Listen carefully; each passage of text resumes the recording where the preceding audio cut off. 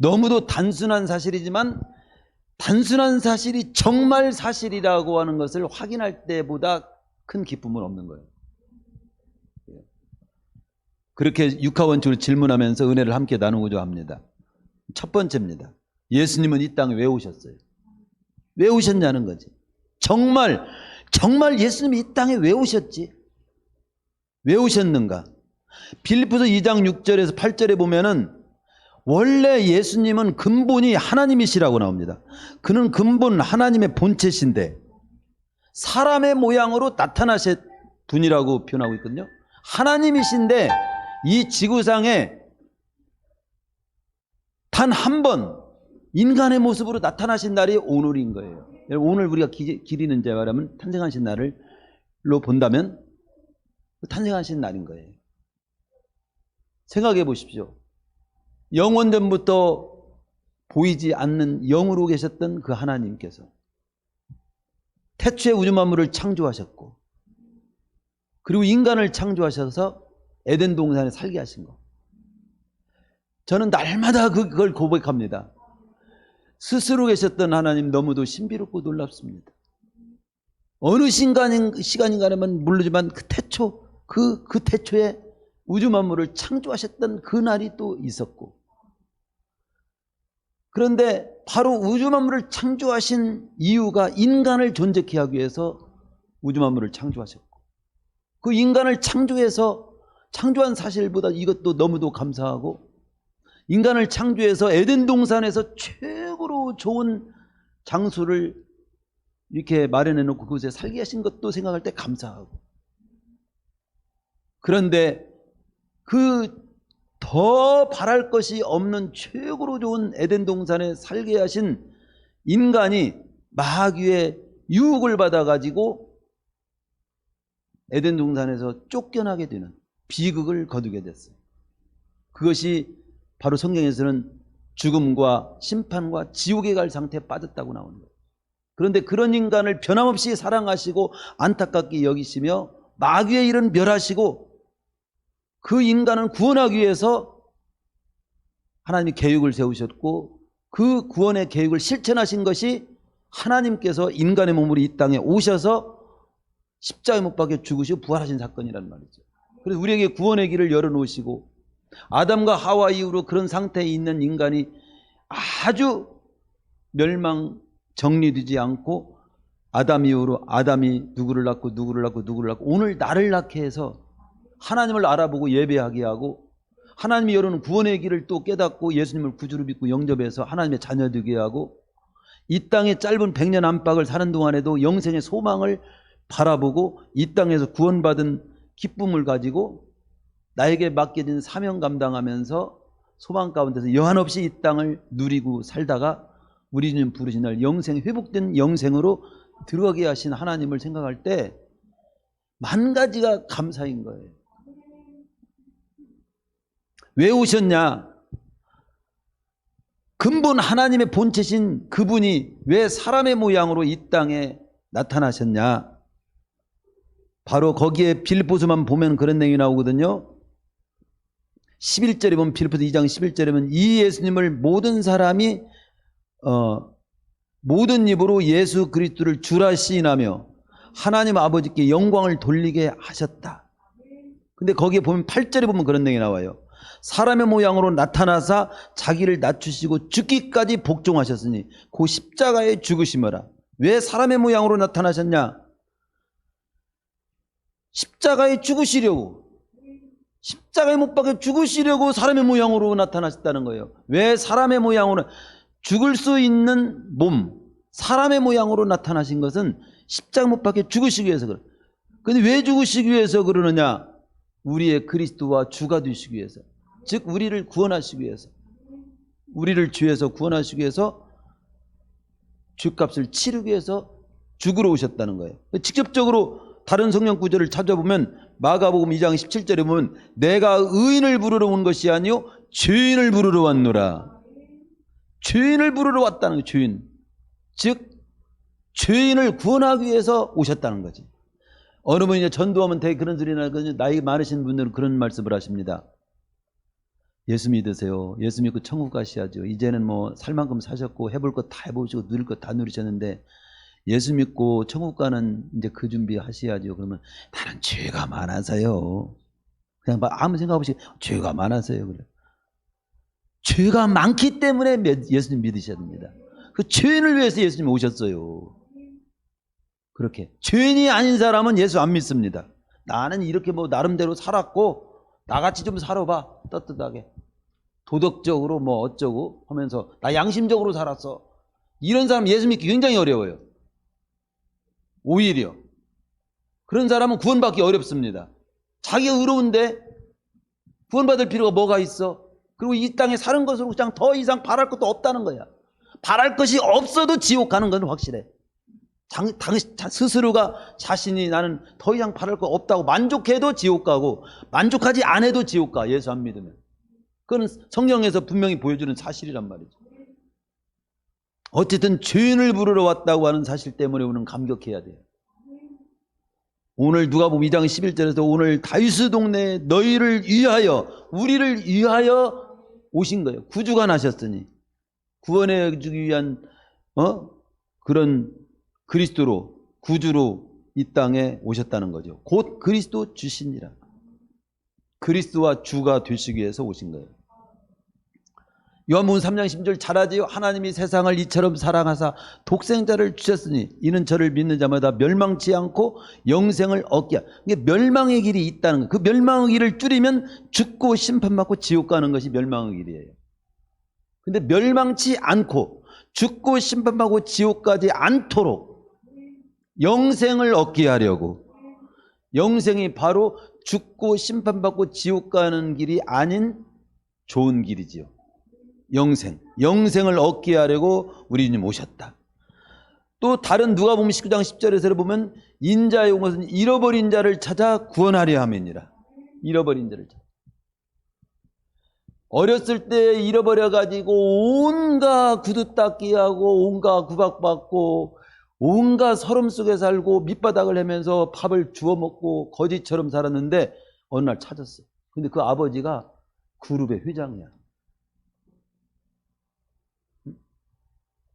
만나가지고 그 잃었던 자를 찾아가지고 잃어버린 자를 자기가 찾아준 아버지도 고맙고 그 잃어버린 자를 찾은 아버지도 기쁘고 우리는 그보다도 더 철저하게 잃어버려가지고 완전히 마귀에게 끌려다니면서 소망 없이 내가 왜 태어났는지도 모르고 어디로 가서 어디로 어떻게 될지도 모르는 그런 상황에 완전히 잃어버린 상태에 있었는데 우리 님이 나를 찾아주셔서 하나님 알아보게 하고 예수님을 구주로 믿고 영접해서 하나님 자녀 되게 하고 영생 얻도록 회복시켜 주셨단 말이에요. 그러기 위해서 오셨단 말이죠. 히브리서 9장 19장 20절에 보면 단번에 제사를 드려 단번에 제물로 드려가지고 죄를 없게 하시려고 저는 거기다 색연필로 막 줄을 여러 번 내 죄를 없게 하시려고 세상 끝에 나타나셨느니 다 그 내용이에요. 죄인을 부르러 왔다. 너희를 위해서 왔다. 영생을 얻게 하기 위해서 왔다. 잃어버린 자를 찾아 구원하기 위해서 왔다. 죄를 없게 해주시려고 왔다. 마태복음 1장 21절에서 보면 아들을 낳으리니 이름을 예수라라. 이는 그가 자기 백성을 저희 죄에서 구원할 자이십니다. 죄에서 구원할 자이십니다. 히브리서 9장 12절에도 보면 염소와 송아지 피로 아니하고 오직 자기 피로 예수님이 십자가에 못 박혀 죽으신 그 피로 죄를 완전히 없애주는 속죄를 이루되 영원한 속죄라고 영원자가 더 붙어있어요. 영원한 속죄. 영원히 다시 더 이상 또 묻지 않는 영원한 속죄를 이루사 단번에 성소에 들어가신다. 구원 줬다 안 줬다 그런 것이 아니라 우리 주님께서 죄를 담당하신 구원은 영원해. 영원한 속죄야. 그래서 사도행전에서 위친 복음의 내용은 그 사도 바울을 비롯해서 제자들과 사도 바울 땅끝까지 전해주면 딴 거 아니에요. 예수님이 그리스도입니다. 예수님이 그리스도예요. 우리를 구원하기 위해서 오신 분이에요. 이 예수님을 믿어야 구원받아요. 이 예수님을 믿지 않고 사는 인간은 비극입니다. 예수님을 믿고 사는 자는 가난해도 병들어도 짧게 살다가도 그 사람은 축복된 사람입니다. 예수님을 믿고 구원받으세요. 이것이 사도행전 온 천지를 다니면서 외친 내용입니다.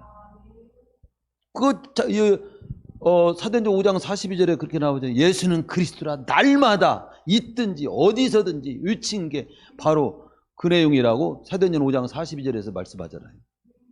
두 번째, 예수님은 이 땅에 왜 오셨냐? 나를 구원하기 위해서 오셨다. 죄인인 나를 구원해서 영생 얻게 하려고 오셨다.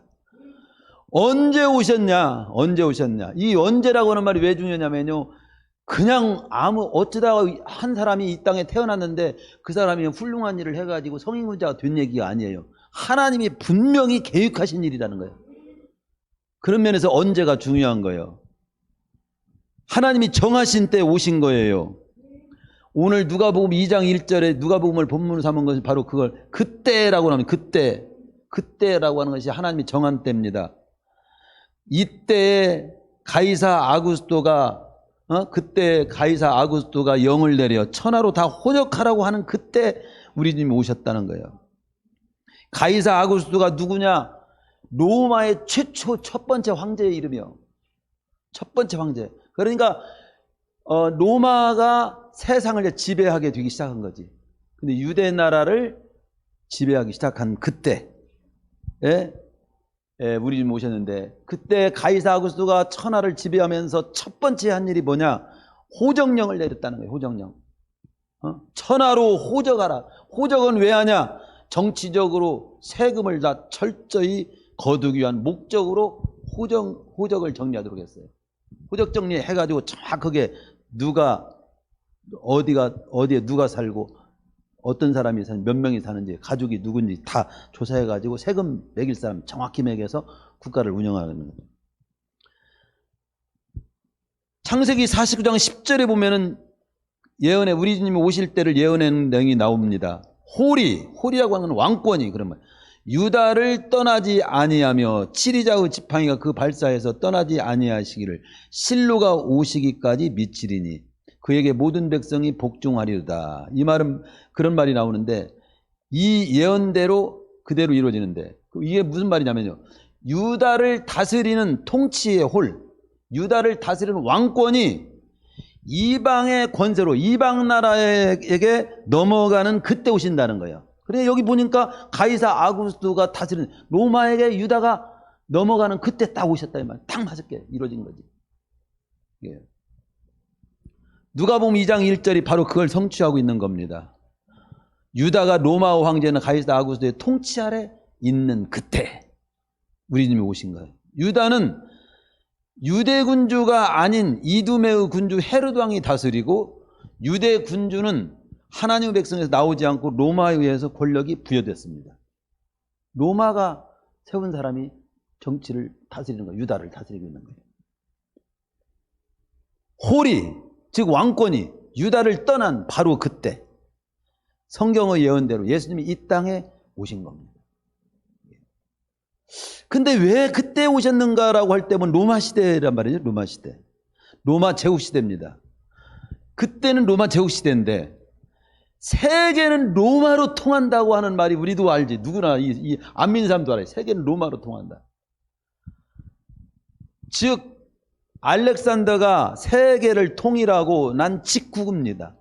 그래서 언어까지 길이 세상으로 안 통하는 곳이 없도록 길을 다 냈어요. 중국은 성벽을 역사를 보면요 그런 적이 나와요. 중국은 성벽을 쌓아서 이렇게 딱 가로막고, 이 서양은 오히려 성벽을 다 부수고 온 길을 냈어. 길을 세계로 뻗어나가는 쪽으로 했어. 이게 다 웅크리고 있으면요 집안에 자꾸 웅크려 있고 불 속으로 자꾸 숨고 그렇게 되면은요 발전하지 못해요. 확 열어야 됩니다.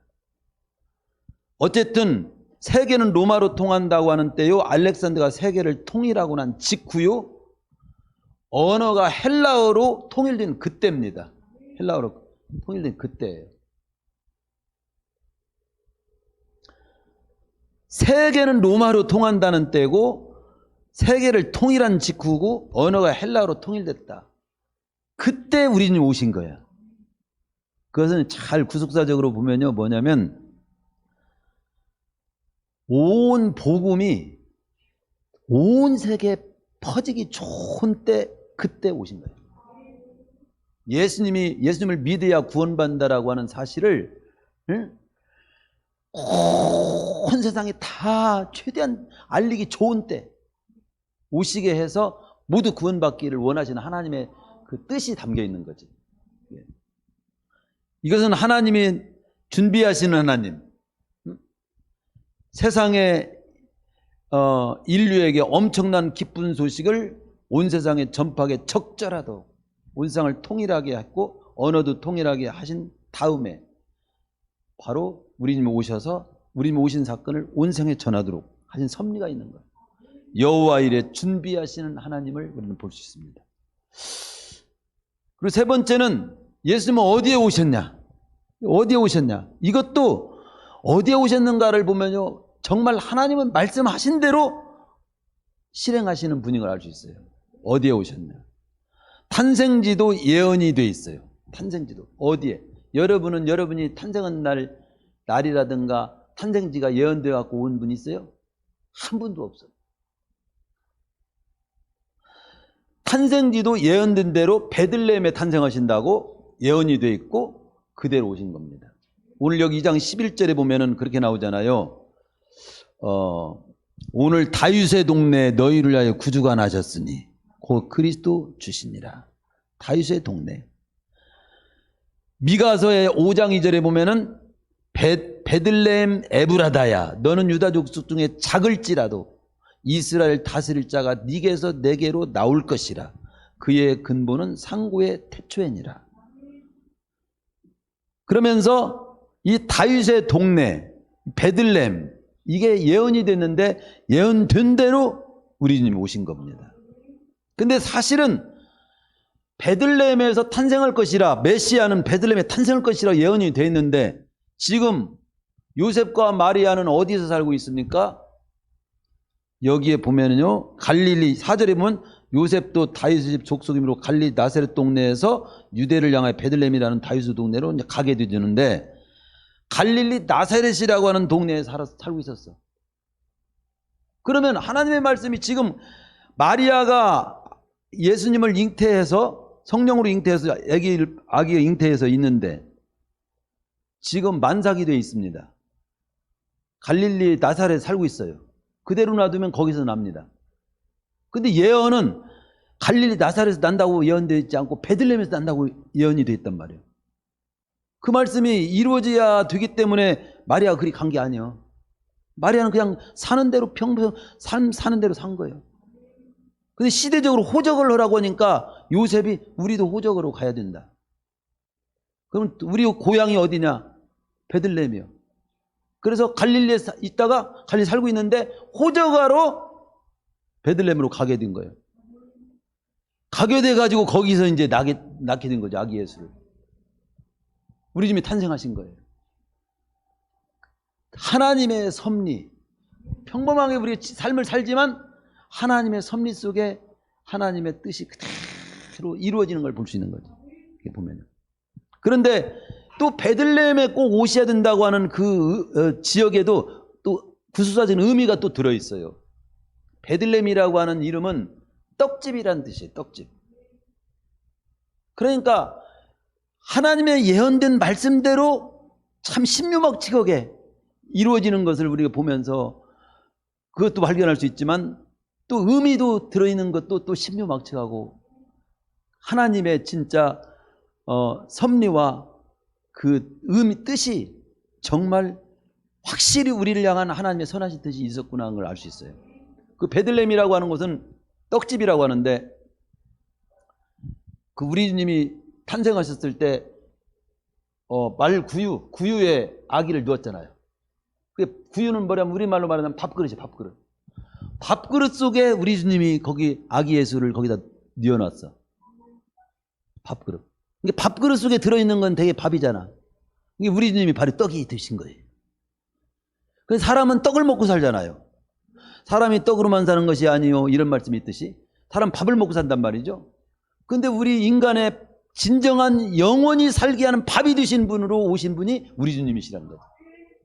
영원히 우리를 살게 하실 떡이 되시기 위해서 오신 분이 우리 주님이라고 하는 것을 보여요. 요한복음에서는 그것을 실제로 표현합니다. 요한복음 3장 35절에 보면 주님은 자신을 생명의 떡으로 표현하십니다. 내가 곧 생명의 떡이니 내게 오는 자는 결코 줄이지 아니할 터요. 나를 믿는 자는 영원히 목마르지 아니하리라. 영원히 우리 주님을 먹을 때 영원히 죽지 않는다. 아니 어떻게 살 뜯어먹으나 그런 말이 아니, 우리 예수님을 믿을 때 영원히 죽지 않는 영생을 누리게 된다는 거. 그걸 보여주는 겁니다. 주님은 우리를 살리시려고 생명의 떡으로 오신 분이다. 이걸 보여주기 위해서 베들레헴에 오시도록 했고 정말로 실제로 베들레헴에 오신 게 살기는 갈릴리에 사시는데 어떻게 그 로마의 지배를 받게 해가지고 지배를 받게 한 그 사람으로 하여금 호정명령을 내리게 하시고 호정명령을 내리되 만삭이 됐을 때 어떻게 결정적으로 그 베들레헴에 가서 낳게 하셔가지고 말씀은 말씀대로 이루시고 의미는 의미대로 다 살리시고 하나님의 뜻은 뜻대로 보여주시면서 그 모든 걸 이루시는 걸 볼 때 너무도 신묘막초한 거예요. 이게요.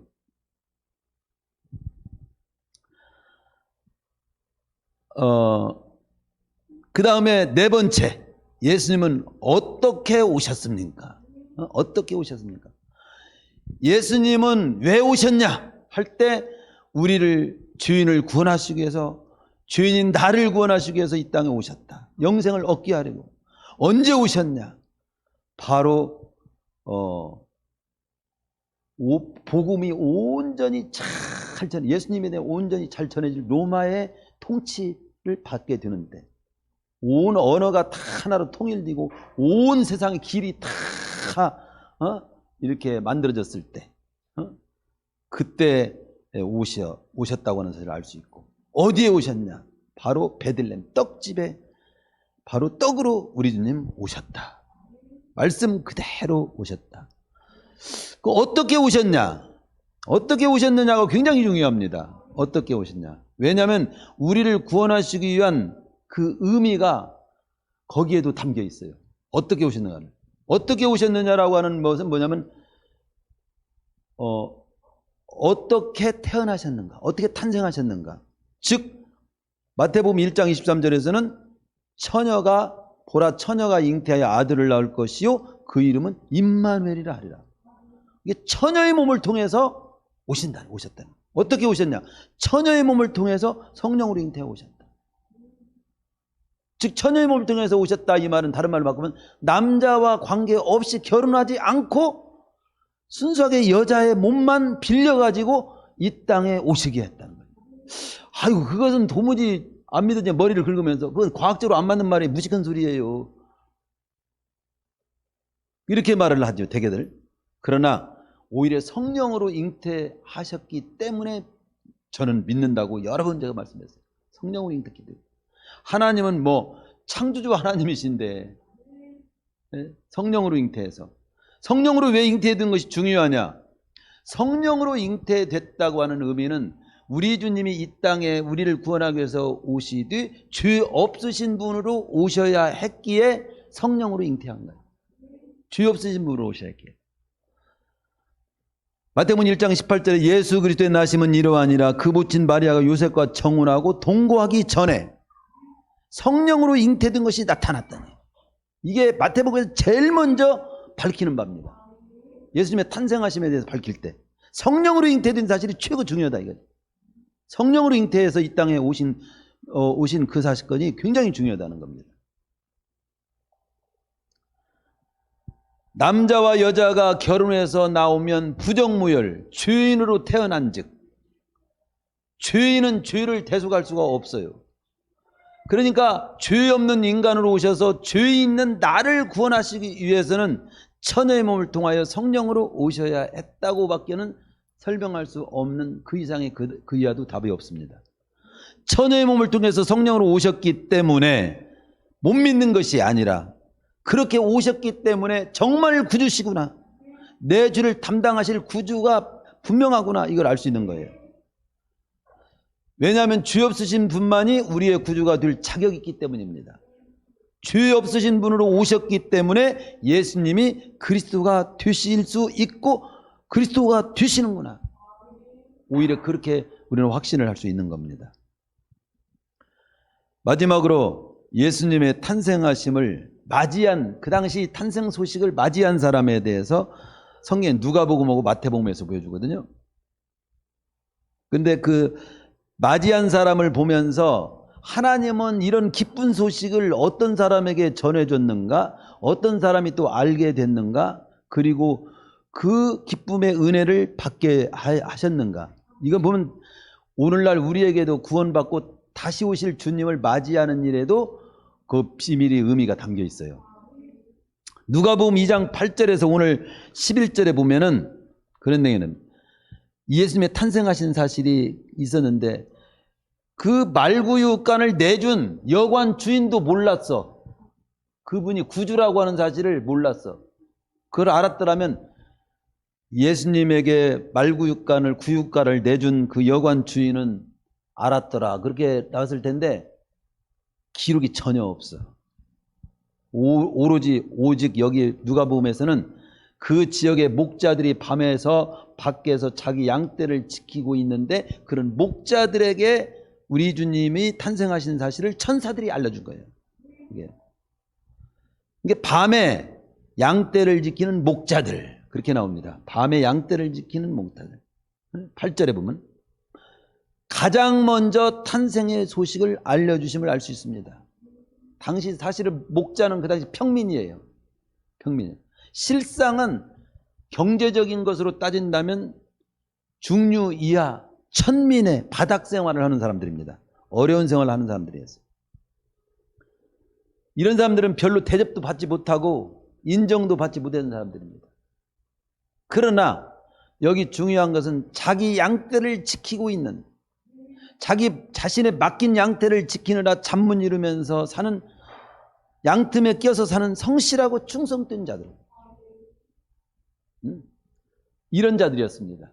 이런 자들에게 우리 주님의 소식을 알려준 거예요. 그러니까 가장 낮고 천한 사람들, 그리고 자신의 삶에 성실하고 충성스럽게 사는 그들에게 우리 천사들이 찾아와 가지고 그 소식을 알게 하고 그 예수님의 탄생하심을 가서, 탄생하신 자리로 가서 경배하도록, 기뻐하도록 그렇게 한 겁니다. 앞으로 다시 오실 우리 주님을 재림하실 주님으로 이제 보고 있는데, 다시 오실 주님을 맞이할 사람도 마태복음 24장과 25장에 보면 나옵니다. 거기는 부자도 높은 자도 박사도 아니고 목자들처럼 착하고 충성된 종, 진실하고 순종할 줄 아는 자들이 맞이하게 될 것이라고 말씀합니다. 마태복음 24장 44절에 46절이면 이러므로 너희도 예비하고 있으라, 생각지 않은 때 인자가 오리라. 그러면서 어떤 사람이 그 인자 우리 주님이 다시 오실 주님을 맞이할 수 있냐면 충성되고 지혜 있는 장이 죄 있는 종이 되어. 그렇게 충성된 자, 지혜 있는 종, 이게 어떤 분별할 수 있는, 분별해서 주인에게 그 집사람들을 맡아 때를 따라 양식을 나눠줄 자가 누구뇨? 그러니까 주인이 올 때 그 종에 이렇게 하는 것을 보면 그 종이 복이 있으리로다. 그러니까 이 자신의 일에 충성되게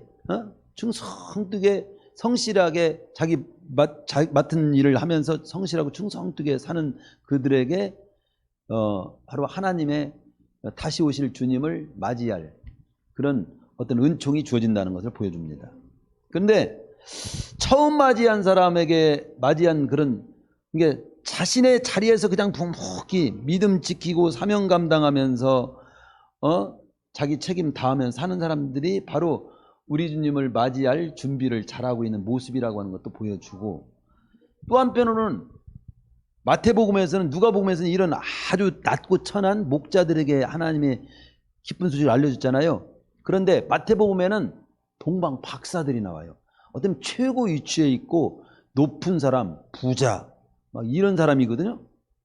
근데 그런 사람들인데 주님 앞에 뭐 머나먼 길을 갔다가 멀다 않고 동방에서부터 와가지고 별의 인도를 받아가지고 우리 주님의 탄생하심을 곳에 찾아와가지고 경배하는 자, 그 모습이 나오거든요.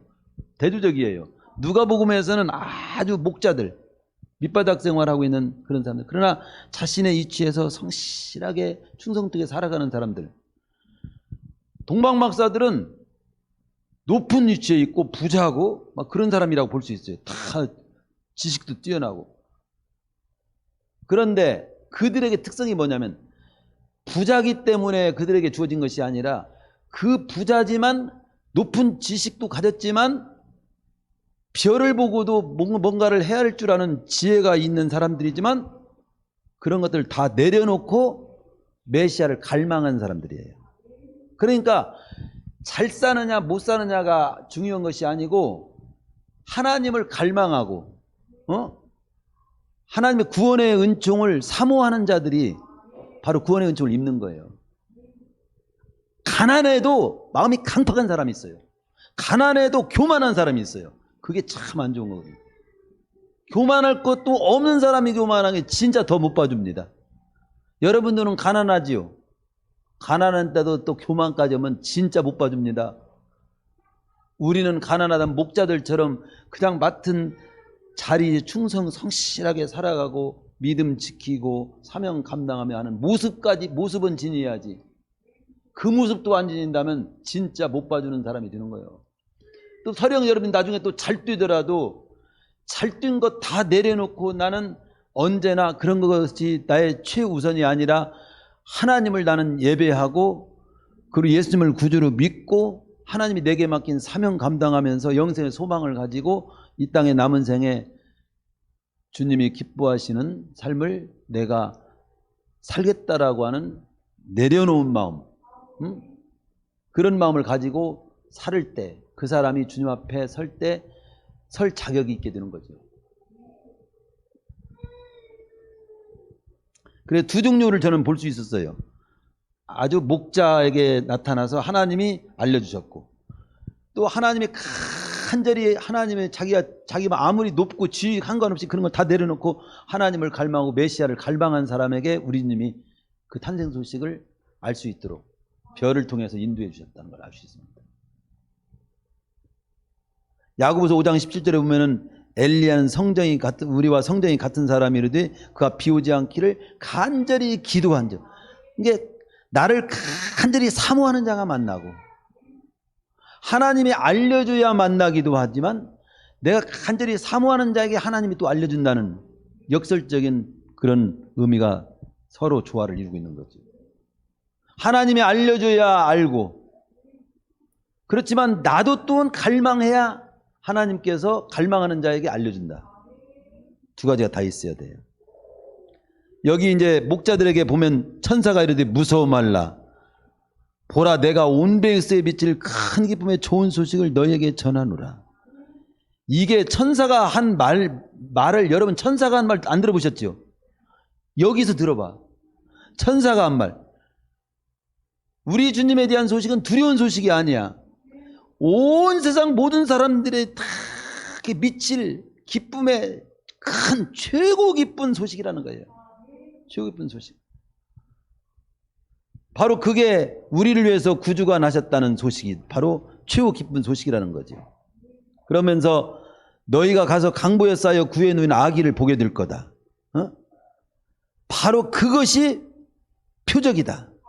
바로 그것이 증거다 이거지. 그것이 바로 너희를 위해서 오신 구주라고 하는 것을 맡게 될 것이다. 가면 아기가 있을 텐데 너희들이 가는 곳에 아기가 있을 텐데 딴 곳이 있지 않고 구유에 누인 아기가 있을 거다. 그게 너희들에게 증거가 될 거다. 바로 그분이 우리를 위해서 오신 구주라는 사실을 그들에게 알려준 겁니다.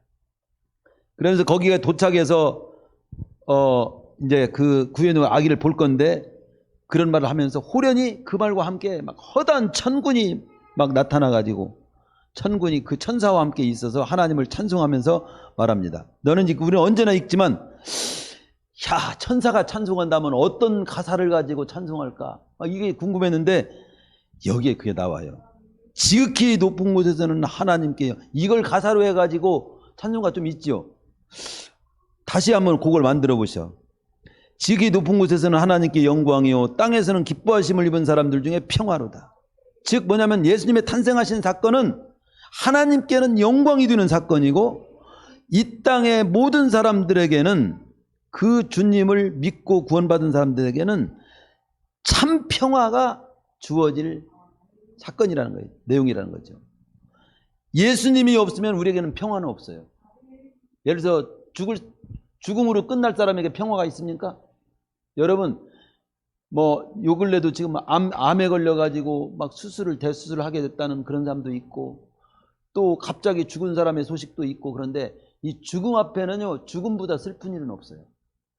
그런데 예수님을 통해서 예수를 믿을 때 구원받고 영생 얻게 된다는 건 죽음의 문제를 해결하는 거거든요. 심판에서 제유되는 일을 우리 주님을 믿을 때 해결되기 때문에 바로 그 평화가 심판받을 사람이 무슨 평화가 있어요. 어제 전 박근혜 대통령 사면 특별 사면 내용이 나왔잖아요. 그런데 풀려난 거죠. 그런데 어쨌든 참 풀려났다는 사실보다 기쁜 소식은 없는 거죠. 이게요. 계속해서 갇힌다는. 그러나 누구는 뭐 사면 안 된다. 마음에 평화가 있겠어요? 심판받는다. 지옥 간다. 이런 사람이 아무리 잘 사는들 뭔 평화가 있겠어요? 그러니까 예수 믿고 구원받은 자만이 진정한 평안이 있는 거예요. 네. 평화를 주시러 오셨다는 거죠. 우리 인생관도 알고 보면 그거예요. 하나님께는 영광이고 이 땅에 사는 동안 나를 만날 때 참 평안을 주는 사람이 돼야 돼. 평화를 이루는 사람이 돼. 집에서도 막 다툼을 만들지 말고 평화를 만들어내는 사람이 돼야 돼. 왜 누구만 집에만 들어오면 불장이 일어나는 식구가 있어. 그런 사람 되지 마세요. 불장 일으키는 사람 되지 마. 우리 성도님들은 불장 일으키는 사람이 되지 맙시다. 집에 화목을 창조하고 평화를 만들어내는 자가 우리 주님의 오신 목적도 바로 그거고 영원한 평화를 우리에게 주신 분인데 이 땅에 짧은 생활을 사는 동안이라도 평화를 만들어내는 주님의 어떤 구원받은 자답게 평화를 만드는 자로 살아야지. 그리고 여기 보면 천사들이 떠나자 목자들은 즉시 그 베들레헴을 갑니다. 가라고 하는 곳으로 갑니다. 그러니까 목자들은 즉시 지시한 말씀대로 아기 예수님을 찾아가 뵀던 겁니다. 바로 순종의 사람들이에요. 순종의 사람들. 성경을 보면 축복은 순종한 만큼 주어집니다. 축복의 속도하고 순종의 속도하고 똑같아요. 여러분이 순종한 속도가 빠를수록 축복의 속도도 빠르다. 축복의 속도도 순종의 속도도 비례해. 그거 잊지 마세요. 굉장히 중요한 발견이에요.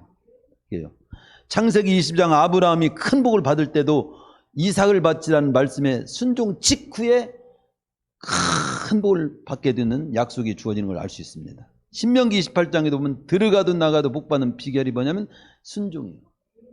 올해 화두를 미리 말씀드리면 22년 화두에 저에게 야고보서 1장 25절의 말씀을 들면서 그 행하는 일에 복이 되리라. 복을 받으리라. 그 행하는 일에 복을 받으리라. 순종하는 일, 하나님 말씀에 순종하는 대로 실천하는 대로 복이 열려. 바로 순종 실천 완성이라고 하는 화두를 제가 이번 주에 기도다가 받았습니다. 내년에는 우리에게 뭔가 되는 일, 완성시키는 일, 한 가지를 되게 하고 완성시키고 그런데 실천과 순종할 때 이루어진다. 그런 쪽입니다. 여기 마지막 목자들은 베들레헴으로 가서 마리아와 요셉과 구에 둔 아기를 보고 천사들이 아기에 대해 말한 다 그대로 고하고 그러면서 막 기뻐하고 하나님께 영광을 돌리고 찬송하며 돌아갔다고 나와요. 우리의 삶의 목적도 이거예요. 먹든지 마시든지 무엇을 하든지 하나님의 영광을 두고 이 복음을 받은 사람, 구원받은 사람은 그렇게 살아가는 거예요. 하나님께 영광 돌리고 찬송하며 살아가는 남은 생애. 그것이 우리의 생애가 되어야 됩니다. 말씀 마치죠? 성탄절은 우리 그리스도인의 가장 큰 명절이요. 이 지구촌의 모든 사람들에게 가장 크고 귀중한 또 명절이요. 왜냐하면 우리를 이 땅에 구원하기 위해서 오신 날이니까 최고의 명절이지. 인류 역사 가운데 처녀의 몸을 통해 성령으로 잉태돼 가지고 나신 사건이 예수님 위에 있어? 석가가 그랬대? 공자가 그랬대? 그 누구도 성령으로 잉태돼서 남자 없이 이 땅에 존재한 사람은 아무도 없어요. 이 세상에 태어나기 전에 이분은 언제 어디서 어떻게 태어날 것이 미리 예언돼 가지고 오신 분은 예수님 위에는 단 한 사람도 없어. 그분이 하나님이시고 하나님이 우리 주를 문제를 해결하기 위해서 이 땅에 나타나신 사건이기 때문에 언제 어디서 어떻게 하나님의 계획과 뜻대로 오셨기 때문에 그런 것이 있는 거지, 그런 예언된 대로 오신 분이 없어. 또 역사 이래 아기가 태어날 때 하늘에 천군 천사가 내려와 가지고 찬송 소리와 함께 축하받으면서 출생한 사람이 있어? 지구 역사책 다 뒤져봐도 예수님 외에는 없어. 그만 봐도 예수님만이 구준 거예요. 이 성탄절을 우리는 어떤 마음으로 맞이할까요? 이 적용 문제를 지금 마음에 새기십시오.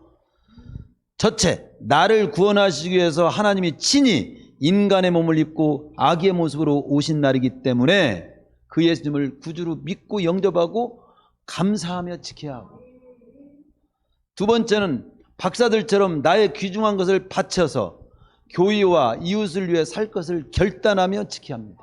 오늘 이제 웃으면서 아침에 그런 데 왔어요. 평생 자기 얼굴을 못 보고 사는 사람이 누구냐고. 바로 나야. 여러분의 얼굴은 내가 봐. 근데 내 얼굴은, 진짜 얼굴은 평생 못 보는 거예요. 그렇지? 여러분 얼굴 평생 한 번이라도 본 적 있어? 아이, 거울을 보면서 날마다 봐요. 거울은요, 가짜입니다. 진짜 내 얼굴은 아니에요. 어떤 모습, 진짜 모습은 못 봐요. 진짜 내 얼굴은 못 보는 거예요. 즉, 그 말을 들으면서, 그래, 다 내 얼굴도 다른 사람을 위해서 있고 내 몸도 다 누군가를 위해서 살도록 돼 있는 거야. 그런 얘기를 좀 나눈 적이 있습니다. 우리는 나의 가장 귀한 것을 바쳐서 다른 사람을 위해서, 이웃을 위해서, 교회를 위해서 살 것을 동방박사들처럼 그렇게 결단하면서 지켜야 되겠고, 또 목자들처럼 그냥 자신의 맡겨진 자리에서 믿음 지키며 사명을 감당하며 맡은 일에 충성하며 또 살 것도 결단하면서 이렇게 오늘 맞이하시고 또 보낼 것을 생각하시고, 또 하나님의 명령이 떨어지면 즉시 순종할 마음을 가지고 성탄절을 지키시고, 그리고 하나님께는 영광이고 이 땅엔 평화가 됐듯이 하나님께 영광을 돌리면서 돌아갔듯이 우리도 먹든지 마시든지 무엇을 하든지 주님의 영광을 위해 살 것을 결단하면서 이 성탄절을 지키자. 여기까지가 오늘 우리에게 주어진 말씀입니다. 오늘 또 이 주님으로 인해서 행복하시고 기쁨이 넘치시기를 축원합니다.